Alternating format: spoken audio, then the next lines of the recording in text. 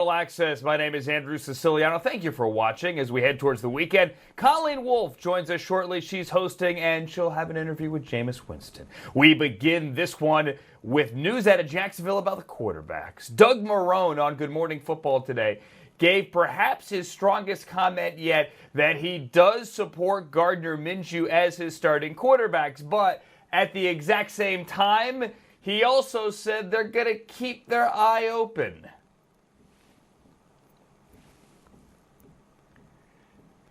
Is he the quarterback, or what are we doing here, Coach? Who's the quarterback of the Jaguars moving forward?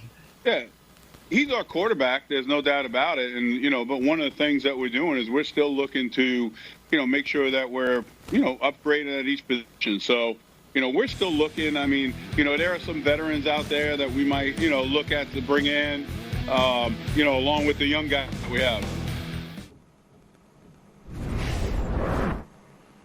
All right, Tom Pelissero, we like Gardner Minshew. We could always look for a veteran, however. Translate that for me.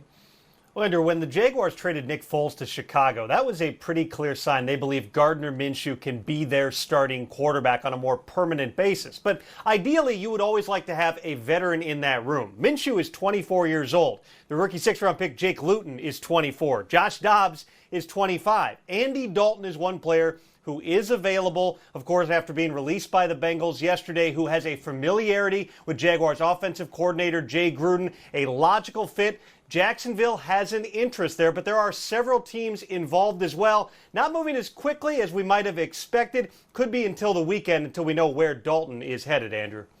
We do know this, though, in Jacksonville. Leonard Fournette did not get his fifth-year option picked up Friday. He wasn't the only one, Tom. Well, this decision came down about an hour ago on Leonard Fournette. He was productive last year, had over 1,100 rushing yards, but we also know the history of discipline problems, whether or not he fitted into the culture, and the Jaguars have been trying to trade him in recent weeks. This actually makes Fournette more tradable potentially, since he now would only be due about $4.1 million in 2020 and then would not have that injury guaranteed extra year onto his deal. A couple other options that were declined among top picks: Corey Davis of the Titans, Solomon Thomas from the 49ers. We know the Browns already picked up Myles Garrett's option, which means there's only one left in the top five from the 2017 draft. That is Bears quarterback Mitch Trubisky, who is now going to be fighting Nick Foles for that starting job. Bears have a decision to make on him by Monday. Again, that is a May 4 deadline to pick up fifth-year options for the 2017 first-round picks. Thank you, Tom Pelissero. We're all at home at this point, and now more than ever, our local communities need our help. You can do a few things to support your small businesses, like order food to go, you can buy gift cards to use later, and just shop local online. Visit Verizon.com/payitforwardlive for more information. Well, it's a draft tradition like no other. Grades. And these teams are the star students according to NFL.com. The Ravens and Cowboys topping the list there with A+.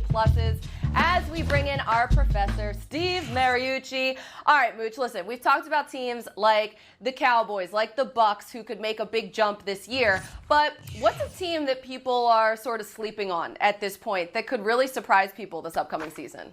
Yeah, well, let me give you, Colleen, a team that was middle of the road last year that I think could jump into the playoff race. The Las Vegas Raiders. Boy, that just doesn't come off your mouth that well. Las Vegas Raiders, 7-9 last year. But you know what? I think they benefited from the Khalil Mack trade.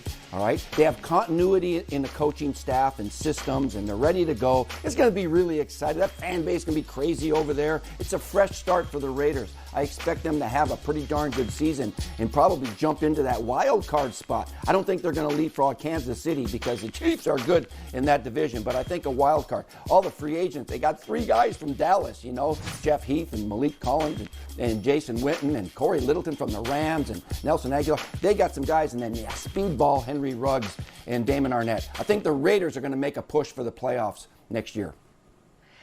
They had an incredible rookie class last year. And when you think about it, week 17 last year, they had clinching scenarios even after they lost 5 of their last 6. So this could really put them over the edge, this year's class.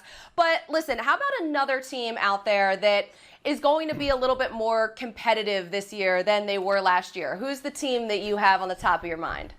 The Miami Dolphins. And when a coach stands up in front of his team in training camp and he says, our goal is to, or whatever, to say, yeah, our goal is to win the Super Bowl, that's all well and good. But some teams, that statement is more realistic than others, okay? The Miami Dolphins were 5-11 last year. Brian Flores did a nice job keeping hope alive.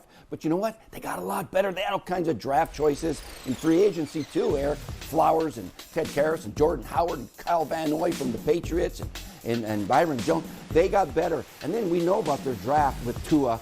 They drafted a couple of offensive linemen that are going to be good players. Austin Jackson from USC and Robert Hunt. Google them. That story is unbelievable. But I want to mention Malcolm Perry.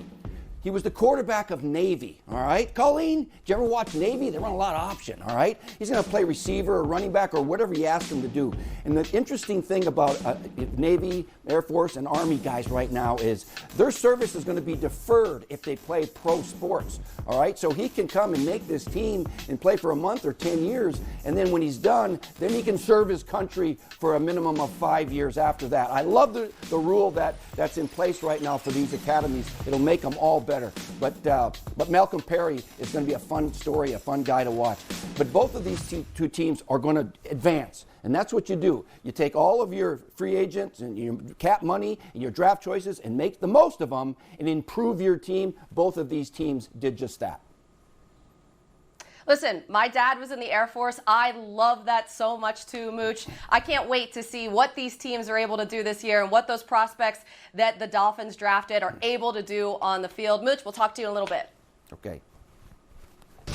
Still to come on NFL Total Access. 3 Jakes, a Joe, a Jalen, a Jordan, a Justin, and a Tua. But one of these picks is not like the other. Not because of the letter T, it's because of the letter A, as in an A+ from Mooch. Who gets it? And who guessed it? That Jameis Winston's journey would take him from Saints rival to the Saints roster. Jameis Winston is our special guest on backing up Breeze and watching Brady at his old place. Man, I can't wait to compete against those jokers. Like, it's going to be fun. I'm in that black and gold now, so I'm going to be like, who that? Who that say they're going to beat them Saints, baby? That's next.